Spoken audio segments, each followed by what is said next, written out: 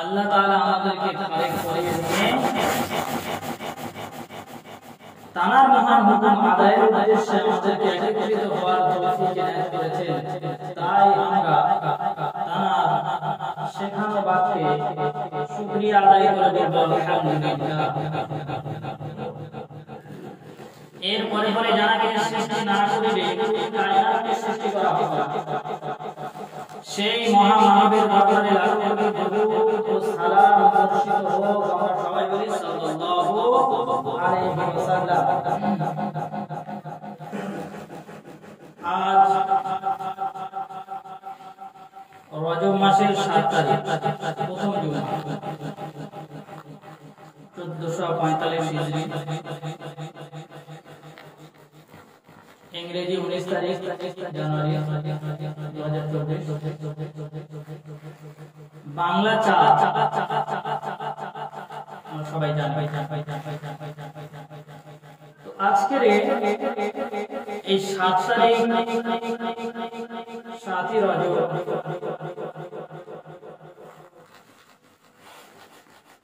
আজকে এই জুমা আলোচ্য বিষয় হবে নামাজ কায়েমের ব্যাপারে। এই প্রসঙ্গে আমরা পবিত্র কালামুল্লাহ শরীফের সূরা ইব্রাহিমের 31 নম্বর আয়াতে আল্লাহ তাআলা বলছেন, কুল ইবাদিয়াল্লাযীনা আমানু বিস-সালাহ ওয়া ইউনফিকু মিম্মা রাযাকনাহুম সিররান ওয়া আলানিয়াতান মিন ক্বাবলি আন ইয়াতিয়া ইয়াওমুন লা বাই'উন ফীহি ওয়া লা খিলাফ।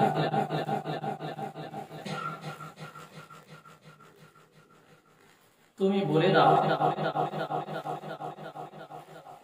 কুল ইবাদিয়াল্লাযীনা আমানু বিস-সালাহ, নামাজ মুমিন, প্রত্যেক মুমিন যেন নামাজ কায়েম করে এবং আমার দেয়া নিয়ামত, সেই নিয়ামত থেকে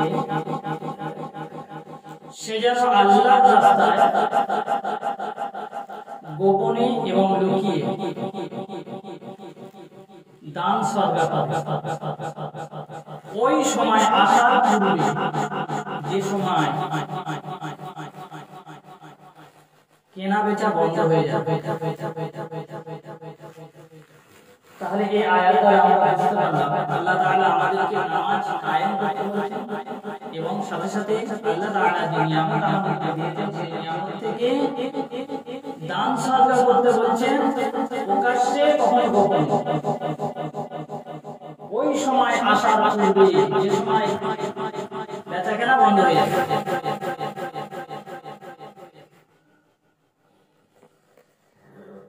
আল্লাহ তাআলা এই আয়াত দ্বারা আমরা এতটুকু বুঝতে পারলাম।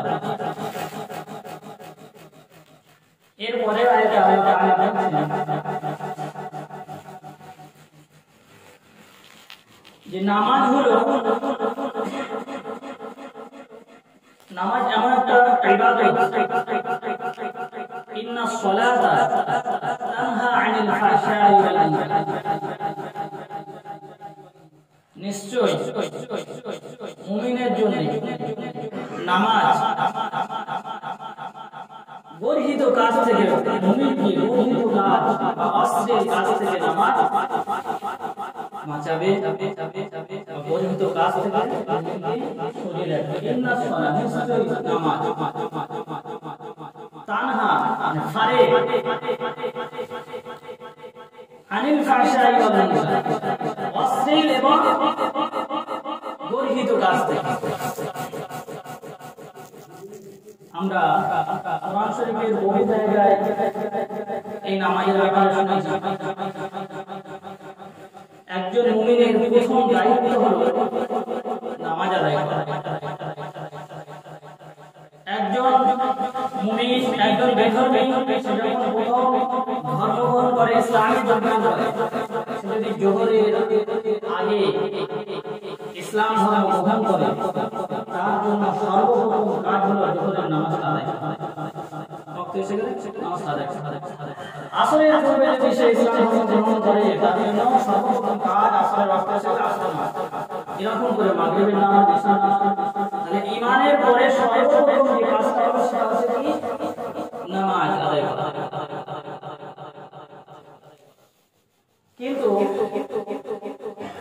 আমরা যে আয়াতটা শুনলাম ইকামিস সালাহ, এই ইকামিস সালাহ মধ্যে বলা হয়েছে যে ইকামিস সালাহ এটা একটা বহুবচন শব্দ, যে নামাজ পড়া আর নামাজ কায়েম করা দুটো আলাদা জিনিস। নামাজ পড়ে নিলাম কারণ নামাজ কায়েম করি না, অবস্থা বুঝতে পারছেন? আমি নিজে নিজে নামাজ পড়ে নিলাম কিন্তু আমি 10 জনকে নিয়ে নামাজ একটা কায়েম করি, সেটা একটা ব্যাপার, কিন্তু দিক আলাদা। সেজন্য এটা বহুবচন বলতে, বহুবচন যখন এক বছর নামাজ পড়ে নিলাম কিন্তু নামাজ কায়েম করার কথা আল্লাহ তাআলা কোরআন শরীফে বলেছেন। তাহলে এই নামাজ কায়েম করা, এই নামাজ কায়েম করতে গেলে আমাদের কি কি প্রয়োজন, কি কি বিষয় আমাদের জানা জরুরি, সেই বিষয় নিয়ে আলোচনা করব ইনশাআল্লাহ। এই নামাজ কায়েম করতে গেলে মূলত 4টি বিষয়ের উপরে গুরুত্ব আরোপ করতে হবে। এই 4টি বিষয়ের উপরে যদি আমরা গুরুত্ব আরোপ করতে পারি তাহলে আমরা কিন্তু নামাজটা কায়েম করতে পারব। 1 নম্বর বিষয় হলো অর্থ মোতাবেক নামাজ আদায় করা, সময় মোতাবেক নামাজ আদায় করা এবং গুরুত্ব সহকারে, সময় মতো নামাজ আদায় করা, গুরুত্ব সহকারে 1 নম্বর। 2 নম্বর বিষয় হলো ধারাবাহিকভাবে নামাজ আদায় করা। 3 নম্বর হচ্ছে জামাতের সাথে নামাজ আদায় করা। 4 নম্বর বিষয় হলো মাসলা মাসাইল সম্পর্কে ইলম রেখে, জ্ঞান রেখে জেনে নামাজ আদায় করা। এই নামাজ কায়েম করতে গেলে এই 4টি বিষয়ের উপরে আমাদেরকে বেশি বেশি করে নজরদারি রাখতে হবে, নজরদারি করতে হবে, তাহলে আমরা নামাজকে কায়েম করতে পারব। তো প্রথমে যে বিষয়টা আমি বললাম যে ওয়াক্ত মোতাবেক নামাজ আদায় করা এবং গুরুত্ব সহকারে নামাজ আদায় করা, এই সম্পর্কে কোরআন শরীফের আয়াত ইন্নাস সালাতা, নিশ্চয়ই নামাজ, কানাত আলাল মুমিনিনা কিতাবাম মাওকুতা, মুসলমানদের জন্য ফরজ করা হয়েছে একটা নির্দিষ্ট সময়। আপনারা দেখবেন সেই প্রত্যেকটা টাইম টেবিলে লেখা থাকে ইন্নাস সালাতা কানাত আলাল মুমিনিনা কিতাবাম মাওকুতা। প্রত্যেকটা নামাজ একটা সময়ের উপরে নির্ধারিত করা হয়েছে। হযরত আবু হুরায়রা রাদিয়াল্লাহু তাআলা আনহু তিনি বলছেন, রাসূলুল্লাহ সাল্লাল্লাহু আলাইহি ওয়াসাল্লামকে যখন মিরাজে নিয়ে যাওয়া হলো, নামাজ বিষয়ে নামাজকে যখন ফরজ করা হলো, তখন হযরত জিবরাইল আলাইহিস সালামকে দুদিন রাসূলুল্লাহ সাল্লাল্লাহু আলাইহি ওয়াসাল্লামকে রাখা হয়েছে। প্রথম দিন নামাজের ওয়াক্ত আসার সাথে সাথে রাসূলুল্লাহ সাল্লাল্লাহু আলাইহি ওয়াসাল্লামকে নামাজ পড়ানো হয়েছে। দ্বিতীয় দিন নামাজের শেষ ওয়াক্তে রাসূলুল্লাহ সাল্লাল্লাহু আলাইহি ওয়াসাল্লাম জিবরাইল আলাইহিস সালাম নামাজ পড়ালেন এবং নামাজ শেষে জিবরাইল আলাইহিস সালাম বলেছেন যে এটা আপনার জন্য এবং আপনার উম্মতের সকলের জন্য এই নির্ধারিত নামাজ টাইমটা ফিক্স করা হবে। আল্লাহ তাআলা, তাহলে এই হাদিস দ্বারা আমরা বুঝতে পারলাম যে নির্দিষ্ট সময়ে আমাদের নামাজ আদায় করতে হবে এবং কোরআন শরীফের সংক্ষিপ্ত কিছু জায়গায় হাদিস শরীফে এর বিস্তারিত নামাজের সময় টাইম টেবিলের ব্যাপারে বিস্তারিত বর্ণনা করা হয়েছে। তাহলে আমরা এই আয়াত দ্বারা বুঝতে পারলাম যে আমাদের সময় মতো নামাজ আদায় করতে হবে, তাই না? যদি জোহরের সময় জোহরের নামাজটা আদায় না করি তাহলে আসরের সময় গিয়ে জোহরের নামাজ আদায় করা হবে কি? তাহলে সময়টাকে খুব গুরুত্ব দিতে হবে এবং নামাজটাকে গুরুত্ব সহকারে করতে হবে। যখন গুরুত্ব সহকারে, এখানেও হযরত আবু হুরায়রা রাদিয়াল্লাহু তাআলা আনহু হাদিস উনি বলছেন, না হযরত আবু হুরায়রা নয়, আব্দুল্লাহ ইবনে মাসউদ রাদিয়াল্লাহু তাআলা আনহু বলছেন যে হুজুর পাক সাল্লাল্লাহু আলাইহি সাল্লাম বলেছেন যদি কোনো ব্যক্তি উত্তম রূপে ওযু করে এবং যথাসময়ে মসজিদে এসে নামাজ আদায় করে কি হবে খুশু ও খুজুর সাথে। তো এখানে বিষয় হলো খুশু আর খুজুর মধ্যে কি বোঝায়? উত্তম রূপে ওযু করবে, খুশু খুজুর সাথে নামাজ পড়বে, আল্লাহ তাআলা ওয়াদা থাকবে ওই ব্যক্তির উপরে। আর যদি সে খুশু খুজুর সাথে উত্তমভাবে ওযু করলো না আর নামাজ পড়ছে, এতে করে আল্লাহর কোনো ওয়াদা তার উপরে থাকে না। আল্লাহ চাইলে ওই বান্দাকে মাফ করে দিতে পারেন, নচেৎ বিষয় হলো খুশু খুজু আসলে কি বিষয় হলো বলা হচ্ছে আমরা সাধারণত অনেক মানুষ নামাজ পড়ি কিন্তু নামাজের খুশু খুজু বলতে বুঝি না।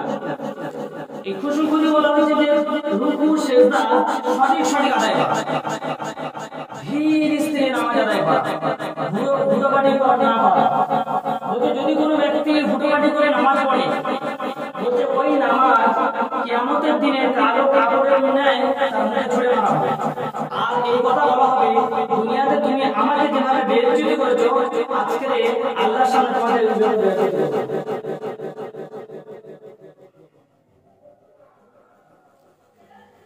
তাহলে আমাদেরকে খুশু খুজুর সাথে নামাজ আদায় করতে হবে, ধীর স্থিরভাবে নামাজ আদায় করতে হবে। বলা হচ্ছে একটা রুকুই আমি গেলাম, এই রুকুই যে সিজদা না রুকুর যে তাসবিহ আছে তাসবিহটা সুন্দর করে তিনবার অন্তত পাঠ করতে হবে। 3 5 7 তিনবার সুন্দর করে পাঠ করতে হবে। সুবহান রাব্বিয়াল আলা, সুবহান রাব্বিয়াল আলা, সুবহান রাব্বিয়াল আযীম, রুকু সিজদা সুবহান রাব্বিয়াল আযীম সুন্দর করে অন্তত পাঠ করতে হবে। পাঠ করার পরে আমি যখন রুকু থেকে উঠবো, রুকু থেকে ওঠার পরে সামি আল্লাহু লিমান হামিদা রব্বানা লাকাল হামদ এতটুকু অন্তত আমাকে দাওয়াত হবে। এতটুকু সময় পর্যন্ত আমাকে দাওয়াত হবে। অনেকে কি করে সোজা হয়ে উঠতে পারে না, একটু আবার তো এই একদিন হুজুর পাক সাল্লাল্লাহু আলাইহি ওয়াসাল্লাম নামাজ পড়ছেন আর রুকু থেকে দাঁড়িয়েছেন সুবহান রাব্বিয়াল আযীম সামি আল্লাহু লিমান হামিদা রব্বানা লাকাল হামদ পর্যন্ত একদিন বলেন হামদান কাসীরান তাইয়িবান মুবারাকান ফি। রাসূল পাক সাল্লাল্লাহু আলাইহি ওয়াসাল্লাম নামাজ শেষ করে বললেন যে কে আমাদের এই অতিরিক্ত কথাটা কে নামাজের মধ্যে বলবে? তো সাহাবারা ভয় খেয়ে গেছে, কে ভয় দেখে বলেন, উনি বললেন যে কে বলেছে বলো। হুজুর পাক সাল্লাল্লাহু আলাইহি ওয়াসাল্লাম ভয়ে এসে ছেলেটা সাহাবীটা ভয় করে হুজুর আপনারা ভয় তো হুজুর পাক সাল্লাল্লাহু আলাইহি ওয়াসাল্লাম বলেছেন যে তোমরা দেখতে পাও না আমি দেখতে পাই। ওই যে অতিরিক্ত শব্দটা হামদান কাসীরান তাইয়িবান মুবারাকান ফি, এই যে কথাটা যে ব্যক্তি বলে তার আমলনামায় ফেরেশতারা নেকি লেখার জন্য বলে। তাহলে এটা বোঝা গেল আমাদের অন্তত রুকু থেকে উঠে এতটুকু তাসবিহ পরিমাণ আমাদেরকে জানতে হবে। যদি আমরা এই কথাটা যদি বলতে না পারি, জানতে না পারি, তাহলে কোনো সময় দাঁড়াতে হবে, এক তাসবিহ পরিমাণ বা 3 তাসবিহ পরিমাণ অন্তত দাঁড়াতে হবে।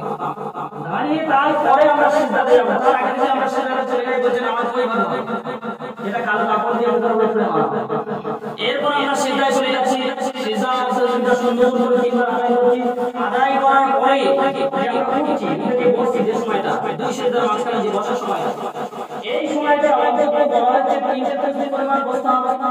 যতক্ষণ পর্যন্ত প্রথম সিজদায় থাকা হয়েছে ততক্ষণ পর্যন্ত বসতে হবে। এখানেও একটা দোয়া আছে, আল্লাহুম্মা গফিরলি ওয়ারহামনি ওয়া'আফিনি ওয়া'আফিনি ওয়ারযুকনি। যাদের এটা মুখস্থ নেই অন্তত কতটুকু পরিমাণ আমাদেরকে বসতে হবে, যতটুকু পরিমাণ ফার্স্ট সিজদায় আমি ছিলাম। যদি এই সুন্দর করে এটাকে মানে একটা বলা হচ্ছে যে খুশু খুজু, এই সুন্দর করে নামাজ পড়া, ধীরে স্থিরে নামাজ পড়া, নামাজের মনোযোগী থেকে নামাজ পড়া। এই যে নামাজটা যখন আমি পড়বো তখন এই নামাজটা আমার জন্য আল্লাহ তাআলার কাছে ওয়াদা করতে হবে যে আল্লাহ তাআলা আমাকে মাফ করে দেবেন। কিন্তু যখন আমি ওই নামাজটা পড়বো বুঝে কাল সকালে যায় আমার মাফ করে দেবেন নামাজে যেতে।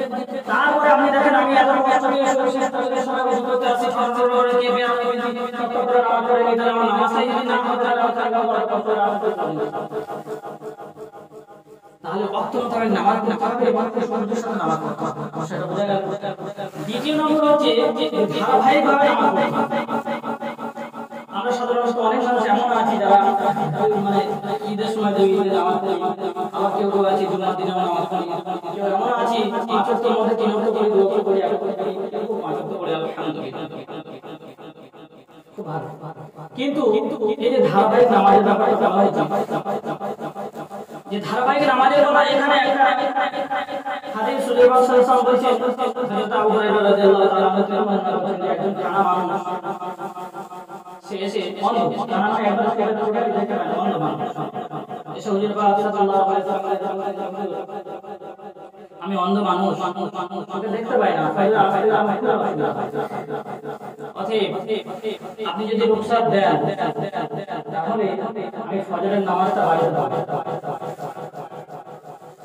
হুজুর পাক সাল্লাল্লাহু আলাইহি ওয়াসাল্লাম বলেন, আচ্ছা ঠিক আছে। বলে আমি কানা সাহাবা যখন অন্ধ যখন চলে যাচ্ছে, হুজুর পাক সাল্লাল্লাহু আলাইহি ওয়াসাল্লাম আবার পুনরায় ডেকে বললেন, যে অন্ধ ব্যক্তি, তোমার কি মসজিদে আযান কানে যায়? হ্যাঁ হুজুর, আমি মসজিদে আযান শুনলাম। বলছে আযানের জবাব দেবে, জামাতে নামাজ মসজিদে শোনাবে। একজন কানা ব্যক্তি, অন্ধ ব্যক্তি, তার জন্য হুজুর পাক সাল্লাল্লাহু আলাইহি ওয়াসাল্লামের কাছে সে চাইতে গিয়েছে যে ভাই আমাকে একটু দেখায়। তার ব্যাপারে হুজুর পাক সাল্লাল্লাহু আলাইহি ওয়াসাল্লাম বললেন যে এসে আযানের জবাব দেবে এবং মসজিদে নামাজ পড়বে। আল্লাহ তাআলা আমাদের সেই তুলনায় অনেক ভালো রেখেছেন না? আলহামদুলিল্লাহ, ভালো রেখেছেন। তো সেই দিকে লক্ষ্য করে আমরা প্রত্যেকে যদি আমরা আযানের সাথে সাথে মসজিদে এসে ধারাবাহিকভাবে নামাজ আদায় করতে পারি, আমাদের জন্য এর থেকে বড় কিছু খবর আছে? তাহলে হুজুর পাক সাল্লাল্লাহু আলাইহি ওয়াসাল্লাম আমরা এই হাদিস দ্বারা বুঝতে পারলাম যে একজন কানা ব্যক্তিকে রুখসাত আল্লাহর রাসূল দিলেন না। তাহলে আমরা কি করে রুখসাত পাই? আমরা কি করে ফজরের নামাজে দুনিয়া থেকে জোরে কেন দুনিয়া থেকে ইহাদা বলা হয়েছে যে নামাজের আমরা যে বিষয়টা বললাম, হাফিজু আলা সালাওয়াত ওয়া সালাতুল ইস্তিগফার, যে তোমরা ধারাবাহিকভাবে নামাজ আদায় করতে, সমস্ত নামাজগুলো আদায় করো, এবং বিশেষ করে ফজরের নামাজ এবং আসরের নামাজটা গুরুত্ব সহকারে আদায় করো। কেন? ফজরের নামাজের কথা বলে, জোহরের নামাজে, আসরের নামাজের কথা বলা হয়েছে এরকম, যদি কোনো ব্যক্তি আসরের নামাজ মসজিদে এসে নামাজ পড়লো না, জামাতের সাথে নামাজ আদায় করলো না, সেই ব্যক্তি যেমন ধরেন কথায় বলছি তার সমস্ত কিছু লুণ্ঠন হয়ে যাবে, লুটপাট হয়ে যাবে।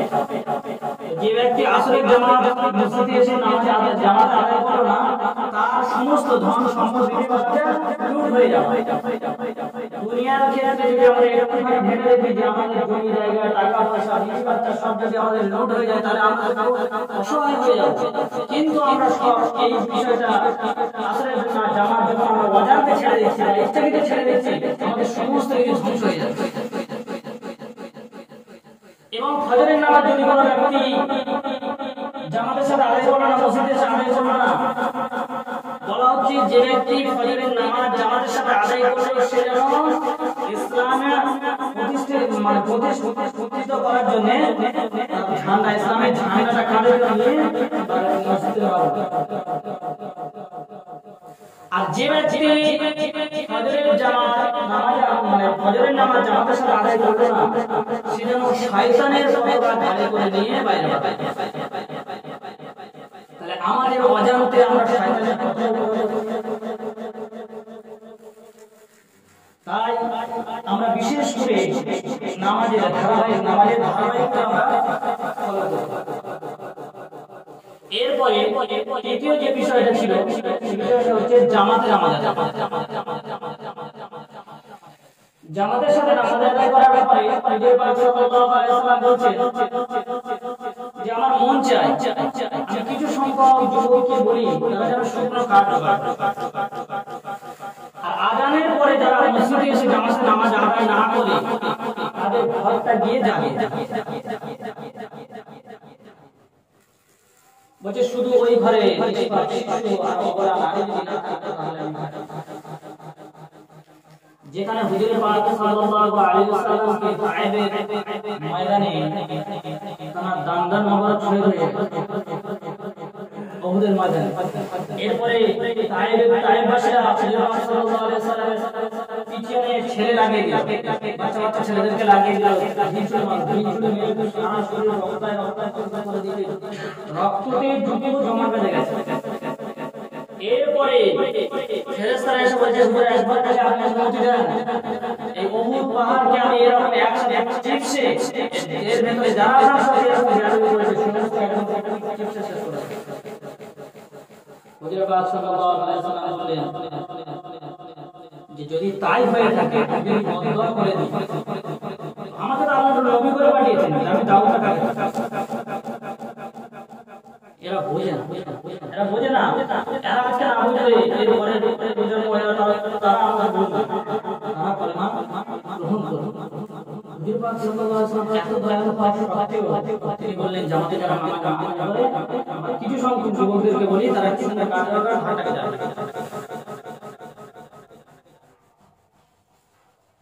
হযরত আয়েশা রাদিয়াল্লাহু তাআলা আনহা থেকে বর্ণনা করছেন যে মিশরের রানী জুলেখা ইউসুফ নবীকে খুব আত্রা দিয়েছিলেন, ওনার রূপে উনি পাগল হয়ে গেছেন, অন্যায় আবদার করে বসেছিলেন। তো এই অন্যায় আবদার প্রত্যাখ্যান করার জন্য ইউসুফ নবীকে জেলে যেতে। তো বলছে জুলেখার কিছু বান্ধবী বলছে কি রে জুলেখা তুই ইউসুফের কাছে পাগল হয়ে গেছিস তার রূপে। তো জুলেখা বলল আচ্ছা ঠিক আছে তাই যদি হয় তাহলে যদি এরকম বলছিস আচ্ছা ঠিক আছে, আমি ওদের হাতে প্রত্যেকের হাতে একটা করে ছুরি আর একটা করে ফল দেওয়া হয়েছে, প্লেট দেওয়া হয়েছে, এগুলো তোমরা কাটতে থাকো। আর ওই সময় ইউসুফ আলাইহিস সালামকে এরকম ভাবে ভাগ করা হয়। তো বলছে ইউসুফের দিকে বান্ধবীগুলো জুলেখার বান্ধবীগুলো তাকিয়ে যা কাটতে এই লেবু ফল যেটা কাটতে আপনি কাটতে বলছে আমন যাবেন। হযরত আয়েশা রাদিয়াল্লাহু তাআলা তিনি বর্ণনা করছেন যে ইউসুফের রূপে জুলেখার বান্ধবীরা আমল করে ফেলেছিল, কিন্তু আমার হুজুর পাক সাল্লাল্লাহু আলাইহি ওয়াসাল্লামকে যদি দেখতেন ওই রকম বান্ধবী যদি থাকতো তাহলে আঙুলটা কাটতো না, গোটা এরকম করে গোটা হাতটা কেটে দিত। সেই নবীকে এত কষ্ট দেয়া হয়েছে।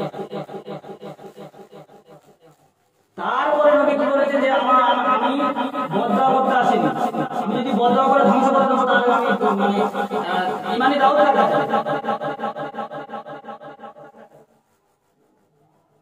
তো রাসূলুল্লাহ সাল্লাল্লাহু আলাইহি ওয়াসাল্লাম এই নামাজ পাবন্দি সারা পড়তে বলেছেন এবং জামাতের সাথে পড়তে।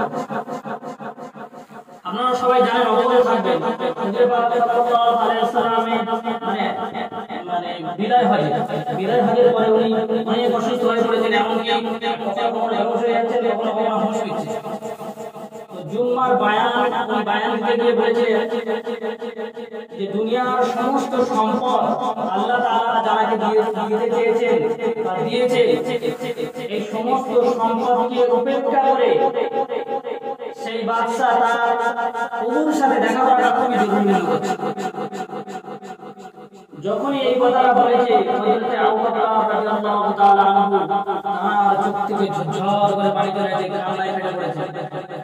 সাহাবায়ে কেরামরা বলছে হুজুর পাক সাল্লাল্লাহু আলাইহি ওয়াসাল্লাম কান্না করেছে, আবু বকর এত কান্নার কি আছে? জুম্মা নামাজ শেষ হয়ে গেছে, হুজুর পাক সাল্লাল্লাহু আলাইহি ওয়াসাল্লাম বাড়ি চলে গেছেন, দুজনের কাঁধে ভাত দিয়ে নামাজ পড়তে আমরা সবাই জানি। এরপর হুজুর পাক সাল্লাল্লাহু আলাইহি ওয়াসাল্লামের বেহুশ হয়েছেন, একবার হুঁশ আসছে, প্রচন্ড জ্বর মাথায় যন্ত্রণা। এই করতে করতে এশার ওয়াক্ত চলে গেছে। যখন এশার ওয়াক্ত চলে এসেছে একবার হুঁশ ফিরেছে, হুঁশ ফেরার পরে উনি বলছেন আয়েশা এটা কিসের ওয়াক্ত? তো হযরত আয়েশা রাদিয়াল্লাহু তাআলা আনহা তিনি বলেন যে হুজুর এটা এশার ওয়াক্ত, আর এশার জামাতের টাইম পার হয়ে যাচ্ছে, আপনার অনুপস্থিত থাকার কারণে সাহাবারা মসজিদে কেঁদে অস্থির হয়ে যাচ্ছে এবং আপনার অনুপস্থিতি থাকার কারণে আমার আব্বার ইমামতিতে তারা জামাতে নামাজ পড়া শুরু করেছে। কিন্তু সাহাবারা প্রচন্ড কাঁদতেন যে আমরা নবী পাক সাল্লাল্লাহু আলাইহি সাল্লামের পিছনে জামাতে নামাজ পড়ার সৌভাগ্যটা হারিয়ে ফেলছি। এবার সব সাহাবারা বুঝতে পেরেছেন যে হযরত আবু বকর রাদিয়াল্লাহু তাআলা আনহু কেন সবাই বুঝতে পেরেছেন উনি বিচক্ষণ মানুষ ছিলেন আবু বকর। তো হযরতে আয়েশা রাদিয়াল্লাহু তাআলা আনহাকে বললেন তুমি আমার মাথায় একটু তাকিয়ে দাও, আমি আমাদের দৃশ্যটা চোখে দেখতে চাই। তো হুজুর পাক সাল্লাল্লাহু আলাইহি ওয়াসাল্লাম মাথায় তাকিয়ে ধারালো হুজুর পাক সাল্লাল্লাহু আলাইহি ওয়াসাল্লাম আমাদের দৃশ্যটা এরকম তাকিয়ে দেখছেন আর চোখে যাওয়া থেকে হুজুর পাক সাল্লাল্লাহু আলাইহি ওয়াসাল্লাম পানি। তো হযরত আয়েশা রাদিয়াল্লাহু তাআলা আনহা তিনি বলছেন যে হুজুর এই নামাজ কায়েম করার জন্য দিন প্রতিষ্ঠিত করার জন্য আপনার দণ্ডা বড় শহীদ করেছেন, আপনার এই সোনার বদন থেকে রক্ত ঝরে পায়ের জুতোর রক্তের সাথে জমা বেঁধে গেছে, সেই নামাজ জামাতের সাথে হচ্ছে, আপনি কাঁদছেন কেন? হযরত আয়েশা রাদিয়াল্লাহু তাআলা আনহা বললেন নবী পাক সাল্লাল্লাহু আলাইহি ওয়াসাল্লাম যে আয়েশা এটা আমার দুঃখের কান্না নয়, আয়েশা এটা আমার সুখের কান্না, আমার সুখের কান্না। আমি পরিষ্কার দেখতে পাচ্ছি আমার চোখের সামনে ভাসছে আমার অবর্তমানে আমার উম্মতরা এইভাবে জামাতবদ্ধ হয়ে নামাজ আদায় করে। আফসোসের বিষয় আমরা পাচ্ছি না, আমরা জামাতবদ্ধ হয়ে মসজিদে এসে নামাজ আদায় করতে পারি। নবী পাক সাল্লাল্লাহু আলাইহি ওয়াসাল্লামের যে ওয়াদা মৃত্যুর সময় যে ওয়াদা করে গেছেন সেই ওয়াদা তিনি যে মনে তামান্না রেখে গেছেন সেই তামান্নাটাকে আমরা ভেঙে ফেলতে পারি, আমরা নামাজে আসতে পারি।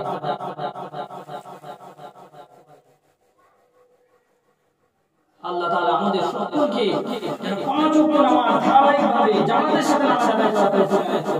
হুজুর পাক সাল্লাল্লাহু আলাইহি ওয়াসাল্লাম সেই ওয়াদা যেন আমরা মোতাবেক যেন নামাজ আদায় করতে পারি।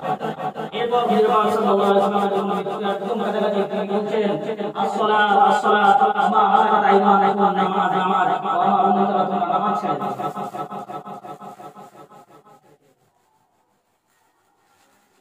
এই পর্যন্ত যতটুকু আলোচনা করলাম আমরা বুঝতে পারলাম যে নামাজের কত প্রথমত আমরা নামাজের অর্থনৈতিক নামাজ আদায় করার চেষ্টা করতে গুরুত্ব সহকারে নামাজ আদায় করতে, এরপরে ধারাবাহিকভাবে আমরা নামাজ আদায় করব, যতটুকু সময় পাই অনেকটা নামাজটা আদায় করব। এরপরে জামাতের দিকে বিশেষ খেয়াল রাখতে, জামাতে নামাজ আদায় করার চেষ্টা করব। 4 নম্বর বিষয় যেটা হয়েছে সেটা হচ্ছে মাসলা মাসাইল জেনে নামাজ আদায় করা। এরকম মাসলা মাসাইল অন্তত আমার এতক্ষণে জানা যে ওযু কিভাবে করতে হবে, ওযু কিভাবে ধ্বংস হবে, ভেঙে যাবে, এতটুকু জানা। নামাজ কিভাবে সহি হবে, আমরা অনেকে নামাজ পড়ি কিন্তু গুরুত্ব নেই নামাজে। কি করতে হয়, আমার দোয়াটা ঠিক হচ্ছে কিনা, দোয়া সানাটা ঠিক হচ্ছে কিনা, হাতে তো ঠিক হচ্ছে কিনা, দোয়া মাসরা ঠিক হচ্ছে কিনা, দোয়া কোনো ঠিক হচ্ছে না, চারটে সূরা ঠিক আছে কিনা, এটাকে একটু খেয়াল রাখতে। আমি জানি না, আমি যে জানি আমার থেকে ভালো জায়গা আগে দোয়া কোনো চলছে কিনা, এতটুকু জানা। নামাজ কি কারণে ভঙ্গ হয় এতটুকু জানা, যতটুকু সম্ভব হয় জানা, ততটুকু জানতে হবে, জানা পড়ে না। তবে আমরা বুঝে আসবে যে আমি এই নামাজটা পড়ছি, মানে নামাজটা পড়াবই, আমার মনের ভিতরে এটা বলতে হবে হ্যাঁ আমি সারা জীবন নামাজ পড়ব। আমি উজ্জ্বলভাবে নামাজ পড়লাম, আমি দোয়া ভালো করে জানলাম না, দোয়া ভালো করে জানলাম না, উজ্জ্বলভাবে দেওয়া হয়ে যাবে, এটা তো উজ্জ্বল নামাজ পড়া। আমি কোথায় যাচ্ছি, আমি পালসা বলে যাচ্ছি বা কোথায় যাচ্ছি, কোথায় যাচ্ছি আমি নিজে জানি না, তাহলে কি নামাজ, কোথায় যাচ্ছি আমি, মানে উজ্জ্বল ব্যাপার। আমি যেটা আমি বড় করে পালসা বলে যেতে পারি না, না আমাকে একটা জিনিস তৈরি করতে হবে, আমার এটা সঠিকভাবে করতে হবে, এটা আমার মনে থাকতে হবে। অন্তত আমি একটাও দোয়া ভালো করে শিখতে পারি, বা দুটো শিখতে পারি, একসাথে শেখা হয়েছে, সাত আট ভালো শিখতে পারি, এটা কতটুকু করে রাখতে হবে, চেষ্টা করতে হবে। আমাদের আমাদের সারা জীবনে নামাজ পড়ি। এরপরে কোরআনের ছোট একটা আয়াত আমি তেলাওয়াত করব, বক্তব্য শেষ করব। আল্লাহ তাআলা বলেন যে ওরাই কামিয়াব, যারা কামিয়াব, যারা নাকি সত্যবাদীদের সাথে থাকে। ইয়া আইয়ুহাল্লাযীনা আমানুত্তাকুল্লাহ ওয়া কুনু মা'আস সাদিকিন, হে ঈমানদারগণ তোমরা তাদের সঙ্গ নাও যারা নাকি সত্যবাদী। যারা সত্যবাদী, যারা ইবাদত বান্দেগির সঠিক সময়ে ধারাবাহিকভাবে এবং জামাতের সাথে সুন্দরভাবে আদায় করে, তারা হলো মুত্তাকিন। সমস্ত বিষয় আল্লাহ যে হুকুম হাকাম গুলো তারা গুরুত্ব সহকারে যেগুলো পালন করে তারা হলো সত্যবাদী। আর এই সত্যবাদীদের সাথে তোমরা থাকলে কি হবে? সত্যবাদীদের সাথে থাকলে আমাদের মধ্যে তাকওয়া তৈরি হবে। আর তাকওয়া যখন আমাদের মধ্যে এসে যাবে তখন আমার ইবাদতে মনোযোগী হবে। ইয়া আইয়ুহাল্লাযীনা আমানু তাকুল্লাহ, তোমরা ভয় করো আল্লাহকে এবং সত্যবাদীদের সাথে থাকো। সত্যবাদীদের সাথে থাকলে তোমাদের এই ফল হবে। আল্লাহ তাআলা আমাদেরকে বেশি বেশি করে আলেমরা আমাদের সাথে বসা এবং যারা মসলা মাসাইল বা আমল অনুযায়ী জীবনযাপন করছে তাদের কাছে ভাই আমাদের কি আমল করছেন ভাই আমাকে একটু বলতে হবে। আচ্ছা আমি যে আমলটা করছি দেখেন ভাই আমার এই আমলটা ঠিক আছে কিনা, এই বিষয়গুলো জানা, তাহলে আমাদের কি হবে? তাকওয়া তৈরি হবে না? আমি যখন কাউকে এটা জিজ্ঞাসা করতে যাবো কি আমল করছে তার কাছে আমি জিজ্ঞাসা করবো, তখন আমার তো তাকওয়া তৈরি হবে। তাকওয়া যখন তৈরি হবে তখন আমার কিন্তু আমাদের ইবাদতে মনোযোগী হবে। আল্লাহ তাআলা আমাদের সবাইকে এই বিষয়ের মধ্যে এই যে বক্তব্য করলাম সমস্ত বিষয়ের মধ্যে আল্লাহ তাআলা আমাদেরকে বুঝিয়ে সুঝিয়ে আমল করার তৌফিক দেয়। আমিন। সুন্নাত